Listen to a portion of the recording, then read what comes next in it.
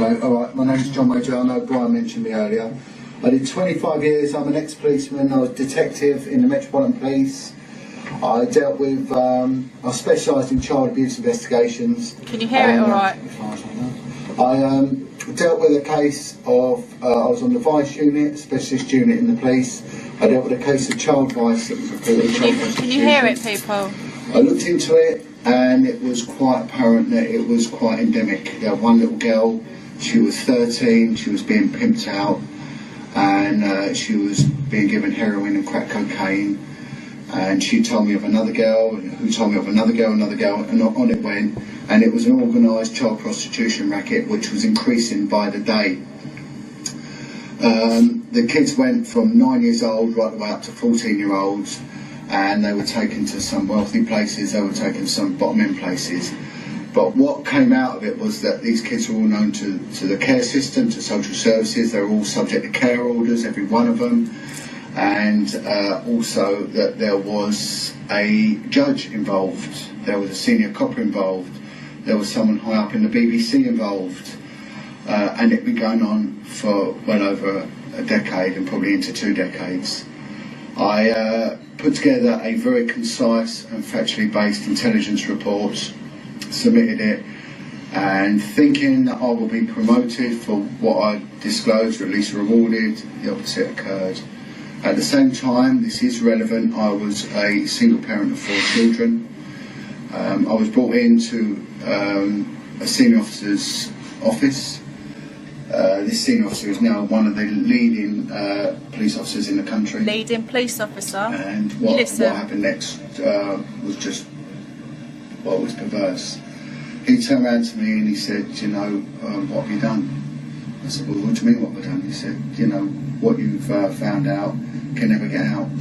He said, if you mention a word of what you know outside of this room, you're going to F us, F-U-C-K us, past, present and future. This cannot and shall not and will not ever get out. He said, if you mention a word of it, I will throw you to the wolves. You will lose your job, you will lose your home, you will lose your children. You cannot say a word about this. You have no idea what you're dealing with, who you're dealing with, and how deep this goes. Now, these kids, their lives were at risk. They were living a very, very dangerous lifestyle, and in effect, children did die. The main key witness died. They shut the investigation down, and I was removed. I then went on to another unit, and within the matter of 3 days, I found 50 children that were being prostituted out. These kids were all known to social services, and they were all, the system was making money out of them. I know someone explained it earlier. They were getting £2,000 per children per week for them being in care, and there was no care at all involved. That again was shut down. I made an official allegation of police corruption post Jimmy Savile revelations coming out, and then what happened was that the police came for me. They've tried in the last 3 years to prosecute me on 9 separate occasions, and each occasion could have got me a 2-year prison sentence. On one occasion there was a colleague of mine who's terminally ill with cancer. She was close friends with Bernard Hogan-Howe, who's a commissioner at the time of the Metropolitan Police. A private party at his house, he was paying for her to have alternative treatment for her cancer.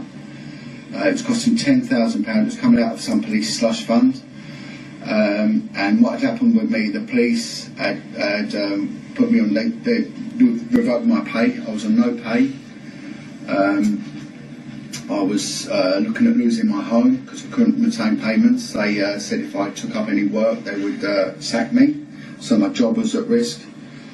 A colleague of mine was so appalled as to what happened that she went up to Bernard Hogan-Howe during a Christmas party and said, Bernard, look, I need to talk to you about a colleague of mine.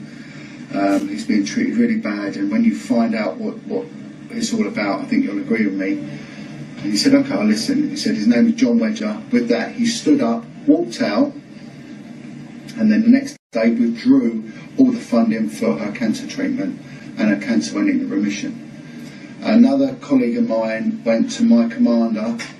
Earlier this year, one of my children suffered horrific injury in a terrible accident and was in intensive care and actually died twice whilst in intensive care.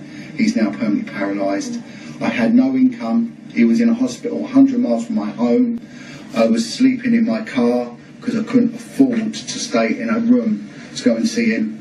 A colleague of mine went to a commanding officer and said, "You need to help John, this is what's happening." I was leaving at home my other children, and one of my children was 16 years old.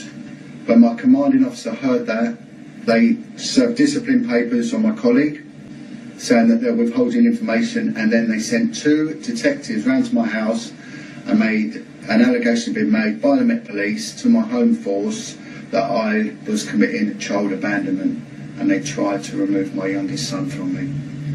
I teamed up 2 years ago with other whistleblowing coppers. One was Maggie Oliver. I don't know if anyone saw the BBC drama Three Girls. Maggie Oliver was the GMP, Great Manchester Police detective who exposed the Rochdale child grooming gang. They tried to prosecute her. GMP tried to put her in prison.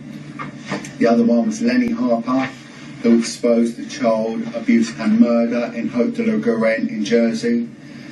And lastly was Mike Veal, the brave Chief Constable Wiltshire, who exposed Ted Heath. I went to see them all, and what they said is, "John, this is what will happen to you." Not so much Mike Veal, but the other two. And they said, "They'll come for you, they'll serve you with gross misconduct papers, they will charge you with offences, they will arrest you, they will try and imprison you. They will stop your money, and they will attack everything." And it's exactly what they did. After 3 years of fighting the police, I finally won. I'm now suing them. I'm now bringing together all the other whistleblowing coppers. I'm only dealing with child abuse offences. I'm not interested in anything else.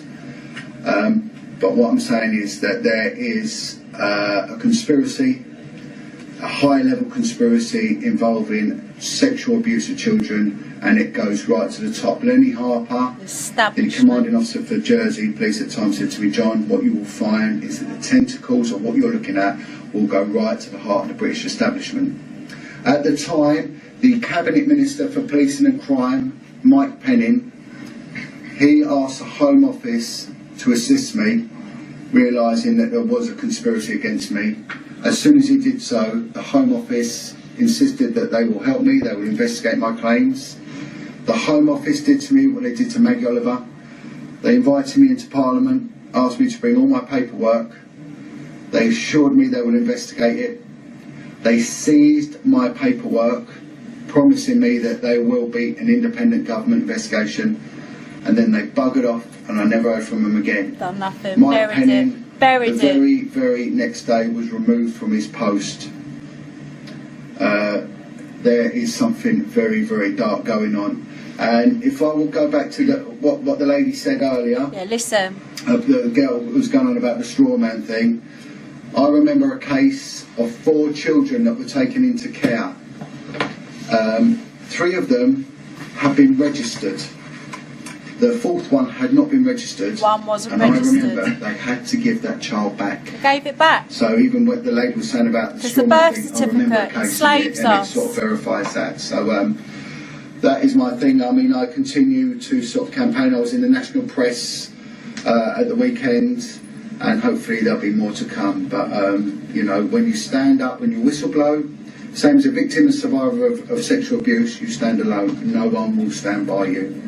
I've spoken to people, whistleblowers from the NHS, from within the clergy, and so many people are bullied into silence. So that's my angle, but the truth is the truth, and it will all stand out. But thank you ever so much for giving support.